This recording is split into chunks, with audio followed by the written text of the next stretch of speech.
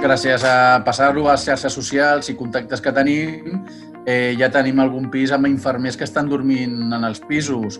A veure, s'ha d'entendre que la seva situació no és fàcil. Mentre es pugui ajudar en que puguin descansar i estiguin a prop de la feina i puguin estar tranquils amb la família a casa i que ells no contaminin sense voler a ningú, doncs millor. Tenim la sort de que hi ha algun propietari que ha volgut col·laborar a portar aquests pisos de turístic perquè es pogués ajudar d'alguna manera al sector sanitari, que necessitin un allotjament temporal sense cap cost i poder col·laborar en el que es pot. En aquesta empresa, amb Balcells Saragossa, sempre s'ha mirat de cara al barri.